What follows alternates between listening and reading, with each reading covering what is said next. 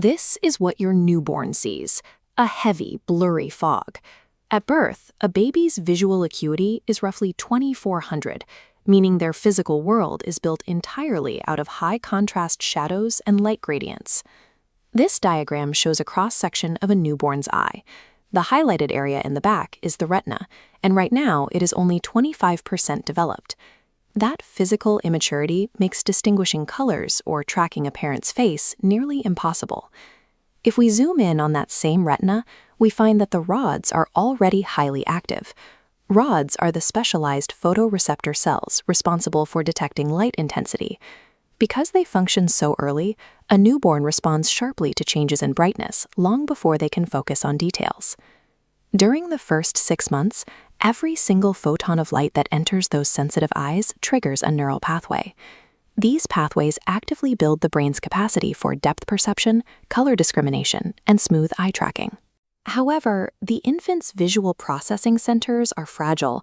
Exposing them to harsh LED lights, the constant flicker of digital screens, or bright fluorescent tubes quickly overwhelms this developing system and causes sensory fatigue. The management of home lighting serves a direct biological function. Controlling these light sources protects a rapidly wiring brain from sensory overload and keeps early ocular development on track. When a baby is born, they do not have an established internal clock. To figure out when to sleep and when to wake, they rely entirely on external environmental light cues. This diagram illustrates how full-spectrum natural daylight hits retinal ganglion cells. These cells send a direct signal to the brain to suppress melatonin, the hormone that regulates sleep cycles, promoting active daytime alertness. In the morning, utilize diffused natural daylight near windows as much as possible. However, strictly avoid letting direct sunbeams hit the baby's face, as the glare causes immediate visual stress. As the day progresses into midday playtime, the biological focus shifts to spatial awareness. For a newborn, visual contrast drives early learning much more than overall room brightness. This animated checkerboard shows how high-contrast black and white patterns function. As those boundary edges pulse, they fire neurons straight into the baby's occipital lobe, the visual processing center, teaching it how to detect physical boundaries. To support this edge detection, use multiple soft light sources, like a floor lamp or a dimmable table lamp. Layering light this way creates gentle shadows, providing the crucial depth cues a baby needs to map spatial relationships. Morning daylight builds the foundational biological clock, while midday patterned shadows teach the growing brain how to understand physical space. As the sun sets, the biological requirements for infant eye development shift. On this color temperature scale, evening light should rest in the 2700 to 3000 Kelvin range to prompt melatonin production. Sliding the marker to 4000 Kelvin shows how cool blue-tinted LEDs halt melatonin, disrupting sleep and causing visual stress. This biological reaction informs the American Academy of Pediatrics recommendation for zero screen time under 18 months. The rapid, unpredictable flicker of a phone or tablet emits blue light that blocks sleep signals and frustrates an immature visual system. For midnight diaper changes and feedings, use only dim red or amber nightlights. These longer wavelengths provide enough visibility to navigate the room without resetting the baby's developing circadian rhythm. The most vital component of nighttime visual development is absolute darkness.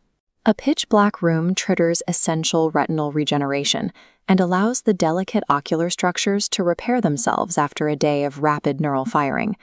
Curating amber evening light and total nighttime darkness provides the rest required for eye repair, mirroring the growth stimulated by daytime light.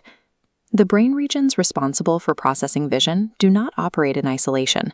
The neural pathways wiring themselves for sight physically connect to the areas governing attention, memory, and emotional regulation. While digital screens offer chaotic light patterns that stress these pathways, real-world visual experiences provide the natural, predictable movements a baby's brain is biologically built to process. Consider this view of tree leaves softly swaying in sunlight. Tracking slow, predictable movements in nature trains the infant brain to execute smooth pursuit eye movements, which later support reading and hand-eye coordination. You can support this by positioning their crib or bassinet to provide a broad view of the room, giving them a clear line of sight while avoiding busy wallpapers or direct sun glare provides healthy visual variety without risking overstimulation.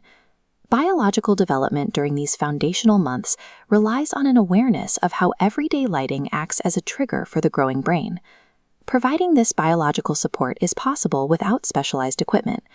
Every single photon shapes your child's biology. So you're expecting a baby. You're probably deep in thought about paint colors, cribs, all that fun stuff. But what if I told you the most powerful tool for your baby's development isn't the decor, but the light switch?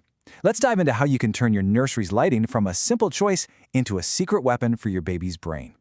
First things first, let's start with a question that really gets to the heart of it all. I want you to just take a look around you right now. You see the sharp details, all the vibrant colors. We totally take it for granted. But how does your newborn really see the world? I think the answer is going to surprise you. Because at birth, their retina is only 25% developed, just a quarter of the way there. Now, this isn't just a fun fact. It's the fundamental reason why our lighting choices matter so much in those early months. Okay, so what does this underdeveloped vision actually look like?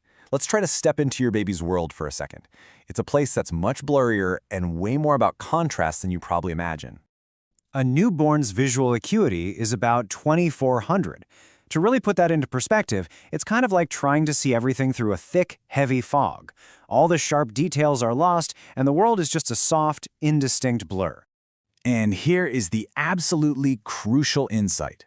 Because they can't really distinguish most colors yet, their entire world is defined by light and shadow. Their visual system is tuned to intensity, the difference between bright and dark, not the subtle colors of that fancy mobile you bought. This is our first major clue for setting up their room. So how do we use this knowledge? Well, our first strategy starts with daytime. Think of it as the on switch for your baby's internal clock, also known as their circadian rhythm. The best light is totally free. During the day, you just want to flood the room with bright, natural daylight, so open those curtains wide. This sends a powerful signal to your baby's brain to stop producing melatonin, that's the sleep hormone, which helps establish those all-important sleep-wake cycles. Just be careful to keep them out of direct sunbeams. We're aiming for bright but gentle, diffuse light. Now, as the sun starts to go down, our whole strategy has to shift. The goal for the evening is to create a calm, soothing environment that tells your baby's body, hey, it's time to wind down and get ready for sleep. And this is all about the art of artificial light. And this gets into the science of the light bulb itself, because trust me, not all light is created equal. Warm, sort of amber-hued light, that's from a bulb around 2700 Kelvin, it actually helps promote melatonin production. But that cool blue tone light, it does the exact opposite. This is why for a nursery, warm light is really the only way to go. And instead of using a single harsh overhead light, I want you to think in layers. Start with a soft, general light from something like a floor lamp. Then add a smaller, dimmable lamp for specific tasks like feeding. And maybe consider a very gentle glow from something like a salt lamp. This layered approach creates soft shadows, which actually helps their developing brain learn about depth and special relationships. Hey, remember how we said their world is all light and shadow? Well, this is where that idea comes back into play. Forget the pastels for a minute. A newborn's brain is way more stimulated by simple, high-contrast patterns. Think black and white stripes. Placing a high-contrast book or a mobile where they can see it actively helps fire up those neurons in their visual cortex. All right, let's talk about the middle of the night. Those inevitable feedings and diaper changes.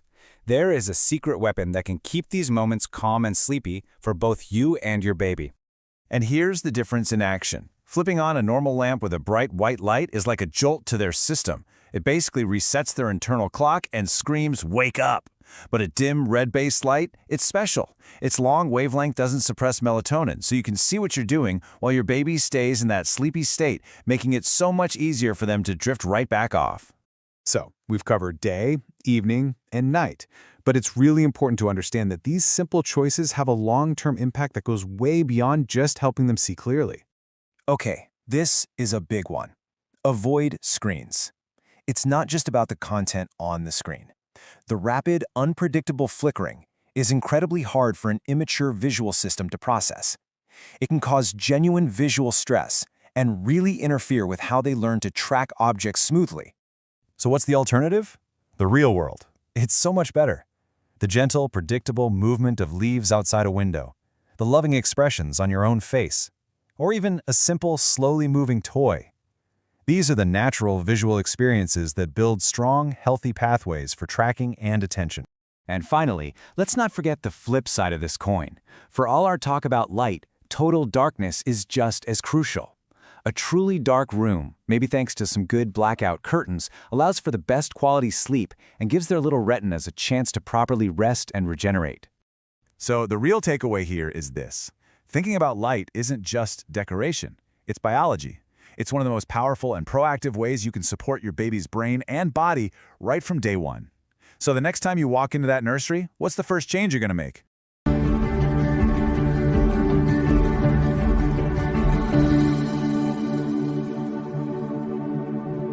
If this helped, like, subscribe, and hit the bell for more.